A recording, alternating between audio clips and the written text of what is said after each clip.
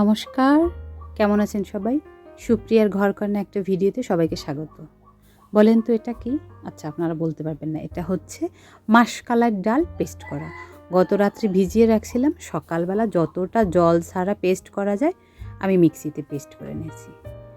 এই মাসকলাইর ডাল থিক করে বাটলে খুব ভাল লাগে, আমার এর থিকনেসটা অনেক ভালো লাগে। আজকে বানাবো অন্যরকম একটু খাবার। তার জন্য এই মাসকলাইর ডালের মধ্যে দিয়েছি একটুখানি জিরা, লবণ, সামান্য পরিমাণ হলুদ, কাঁচামরিচ কুচি আর তার সাথে ধনেপাতা। ব্যাস ভালো করে ফেটিয়ে নিয়েছি। এই ফেটানোর সময় হাতটা না প্রথমে ভেঙে আসে, এরপরে না আস্তে আস্তে ফ্লাফি হয়ে যায়। এই যারা কেক তৈরি করে ওদের ক্রিমটা যেমন হয় অনেকটা ওরকমই। তারপরেই তো হাতে একটুখানি জল নিয়ে এই একটু অন্যরকম শেপ দিয়ে এটা করতেছি। এটা দেখতে অনেকটা ডোনাটের মতো, আসলে ডোনাট না, এটা গোল গোল হলে একেবারেই না বড়ার মতো দেখা যাবে। তার জন্য আমি মাঝখানে একটুখানি ছিদ্র করছি। এর মাঝে যদি একটু পেঁয়াজ দেওয়া হয় তাহলে কিন্তু খেতে বেশ লাগে। আমি তো আর পেঁয়াজ দিতে পারবো না, কারণ আমার বাড়িতে চলে না। পেঁয়াজ ছাড়াও খেতে বেশ লাগতেছে, অনেকটা মুসমুসে। আমি একটুখানি সস দিয়ে খাচ্ছি। সকালে স্যারকে করে দিছি, তাকে ধনেপাতা ভর্তা বানিয়ে দিয়েছিলাম এটার সাথে। সে বলল বেশ লাগতেছে। মাকেও একটুখানি দিছি। মা বলতেছে ভালোই লাগতেছে, যদি এর মাঝে আর একটু কিছু হতো। আর একটু কিছু আর পারি নেই, এভাবেই আমরা খেলাম। এরপরে অনেকটা ডাল থেকে গেছিলো, এই প্রায় আধা কেজির মতো ডাল আমি কালকে ভিজিয়ে রাখছিলাম। কিছুটা খেয়েছি আর বাকিটা এখন ডালের বড়ি দেবো। তাই থালার মধ্যে একটুখানি সরিষার তেল দিয়ে সেটাকে মুছে নিয়েছি। তারপর বাকি ডালটা এভাবে হাতে ভালো করে ফেটিয়ে নিছি। ফেটিয়ে তারপর দিতে হয়। এই ফেটানোর কারণে এটা ফ্লাফি হয়। বড় একটা কাজ শেষ করলাম। আমি এই সিজনে আরও একটুখানি দিলাম মাসকলাইর ডালের বড়ি, কারণ আমার শাশুড়ির অনেক বেশি পছন্দ। এটা স্টোর করে যেহেতু সারা বছরই খেতে পারবো, তার জন্য করলাম। আজকে ঘুম থেকে উঠে আমার মনটা ভীষণ ভালো হয়ে গেছে। তার কারণ হচ্ছে দরজা খুলেই দেখি আমার স্ট্রবেরি লাল হয়ে গেছে। দাঁড়ান দেখাই। স্ট্রবেরি নিয়ে আমার শাশুড়ির অনেক বেশি কৌতূহল। সে কখনোই আগে স্ট্রবেরি দেখেনি, খাওয়া তো দূরের কথা। আমি বললাম এবার খেতে পারবেন। উনি লাল লাল হয়েছে আর ওই উপরে যে বিচিগুলো দেখতেছে, এটা বলে এটা কি? আমি বললাম এটা বিচি, আমি তো কখনো খাইনি, আমি দেখেছি অনেকবার। ব্যাস। আমাদের ওই বাড়িতে মালবেরির গাছ আছে, তো আমি মালবেরি খেয়েছি, স্ট্রবেরি কখনো খাইনি। তো এইটা একদিন ভাবতে ভাবতেই রাস্তায় যে পেয়ে গেলাম স্ট্রবেরির গাছ, নিয়ে আসছিলাম 2টা চারা। একটা এরপরে হয়েছে, এখন খুব সুন্দর স্ট্রবেরি হয়েছে। দেখতে তো অনেক ভালো লাগে, আমি জানি না খেতে কতটা ভালো লাগবে কি না লাগবে। আর এপাশে আমার টমেটো গাছে এখন লাল হওয়া শুরু করছে, পেকে যাবে খুব তাড়াতাড়ি, পাকছেও কয়টা। এই হচ্ছে টমেটো, এগুলো পেকে গেছে। আর এই পাশে এই যে হলুদ হচ্ছে, এখানেও এরা হলুদ হয়ে গেছে। তরি গড়ি করে বের হইতে হইলো আমার শাশুড়ি মার আবদার রাখার জন্য। একটু টমসম ব্রিজ যাবো এখন। বাড়িতে আসতে আমার বেশ দেরি হয়ে গেছে। মায়ের কথা মতো আমি একজনের সাথে দেখা করতে গেছিলাম। এসে তড়িঘড়ি করে রান্না করলাম, টমেটোর টক রান্না করছি। এটা না হলে তো আমার শাশুড়ি মার হবেই না। আর তার সাথে করছি শিম দিয়ে, শুটকি দিয়ে, যেটা আমার শাশুড়ির সব থেকে বেশি পছন্দের। এই বিসিএলা সিম দিয়ে উনি এটা খেতে খুব বেশি পছন্দ করে। আমার খেতে ভালো লাগে, তার মানে প্রত্যেক দিন খেতে হবে এমন কোনো ব্যাপার না। আমি ভাবতেছি যে আমার জন্য কি করব। কয়েকদিন আগে নিয়ে আসছিল কাতল মাছ, সেই কাতল মাছ কিছুটা রয়ে গেছে, তাই ভাবলাম যে আজকে একটুখানি কাতল মাছ সরিষা দিয়ে করি। আমার শাশুড়ি আগে অত বেশি সরিষা তরকারি খেতই না, বললেই ভালো হয়। আমি আসার পরে মোটামুটি এখন ওনারও এটা খুব পছন্দের হয়ে গেছে। যদি কোনো সবজি ছাড়া রান্না করিনি বলে কি সরিষা দিছো?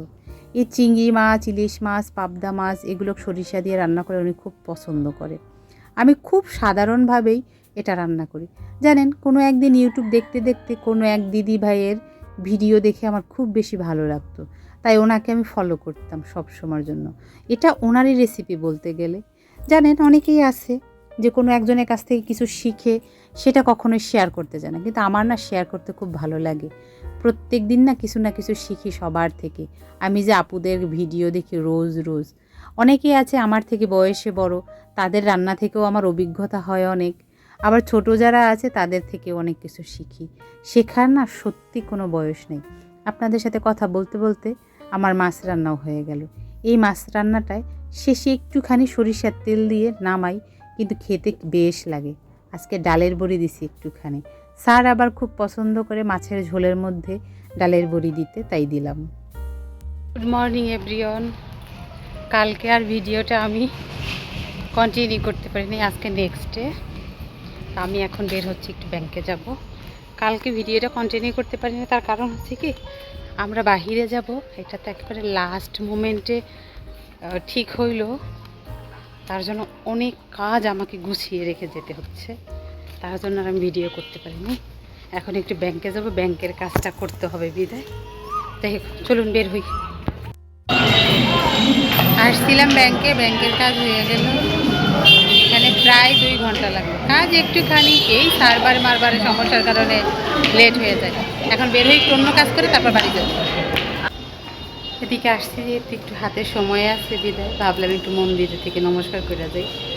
আসছিলাম রাজেশ্বরী কালীবাড়িতে, এখন বাড়ির দিকে যাব, কাজ সব শেষ। মন্দিরে আসলে না মনটা ভালো হয়ে যায়। বাড়ির ভিতরে থাকলে মনে হয় যেন কি অনেক দুঃখ, অনেক কষ্ট। এই জায়গাটা আসলে একেবারে আমার অন্তত মনটা হালকা হয়ে যায়। খুব ভালো লাগলো, একটু নমস্কার করে গেলাম।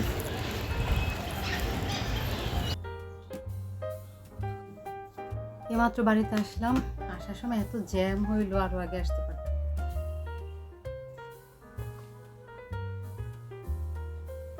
বাইরে থেকে আসলে মায়ের অনেক কথা থাকে, এটা কি হলো, ওটা কি হলো, ও ছিল কি না, সেগুলো আমাকে এসে আগে বলতে হয়। দেখা যায় অনেক সময় কাজের কারণে পারি না, উনি বলে আগে বলেও আমি আগে শুনি, তারপর কাজ করব।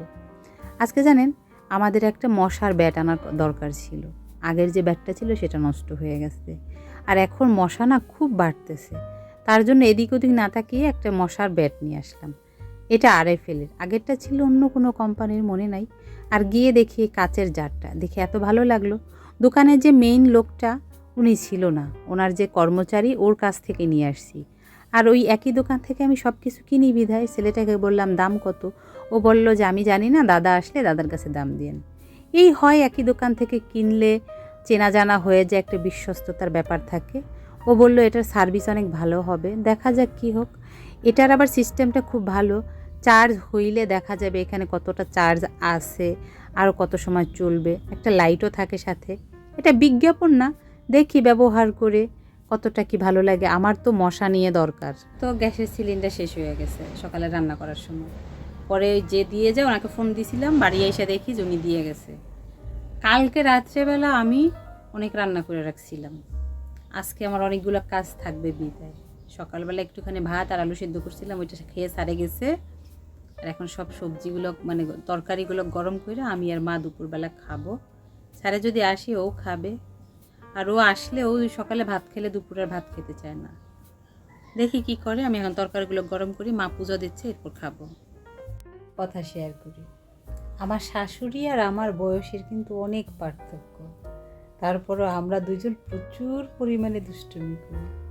উনি আজকে আমার বলতেছে কি, তুমি তো চইলেই যাবা, কয়দিন বাড়িতে থাকবা না, ঈদ আসবে, ঈদের দিন তো খাওয়া দাওয়া হবে না কোনো, আজকে একটু রমজানের ইফতার বানাইও, ইফতার যাতে খাইতে পারি।